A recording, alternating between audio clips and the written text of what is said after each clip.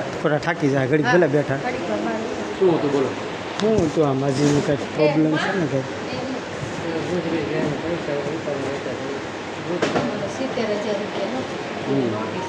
એ દાદા એક્સપાયર થઈ ગયા છે ને પછી એમાં જે પેમેન્ટ થતું રહ્યું ને એ પેમેન્ટ ઉપાડીને વપરાઈ ગયું છે.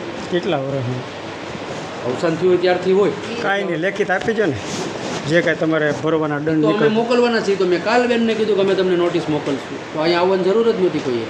તો અત્યાર સુધી કાંઈ વેરીફાઈ જ નહીં છે માણસ હયાત છે કે નથી એવું કાંઈ વેરીફાઈ જો ને અમે એમને બંધ ના કરીએ શક્ય હોય ને ત્યાં સુધી. આ બરાબર, એક મિનિટ, આ ઉંમર એક છે માડીની, આ ઉંમર છે મારીથી આ વર્ષે વેરીફાઈ ન થયા હોય તો હું બંધ કરી દઉં ને પછી માડી માની લો કે જીવે છે અને અહીંયા આવે તો એને કવડી પ્રોસેસ કરવી પડે શરૂ કરવામાં, ખબર? બરાબર છે.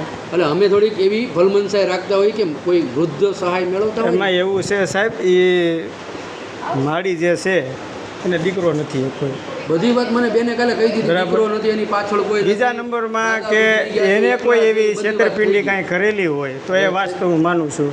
તો ખુટવાડાના 52 નામ એવા ફેક નીકળેલા છે, એના ઉપર સવારમાં નોટિસ કાઢવા આ માડીનું જે કાંઈ છે રસ્તો છે તમારે નથી જવાનું. એટલે તમે કોની હારે વાત કરો એ ખબર છે કે પહેલા તમે કોની હારે વાત? હા, મને બધી ખબર છે. રાખો બરાબર, તમારે એટલું બધું મને કહેવાની જરૂર શાંતિથી વાત નથી. કરવાની. તમારી હારે બહુ વ્યવસ્થિત હા, અને બસ. શાંતિપૂર્વક વાત કરું છું. કોની હારે વાત કરવી આમાં તમે? હા, તો હું એને સમજાવું છું કે તો હું ઈ જ કહું છું. હું બરાબર, તમને કઈ જેમ તેમ તમતારે તમારું જે કાંઈ નોટિસ આવતી હોય એ નોટિસ તમે કાઢી દો. એ નોટિસ જે આવે ને એ આપી દેજો. બરાબર, હાલ કાઢી દેજો નોટિસ જે હોય એ.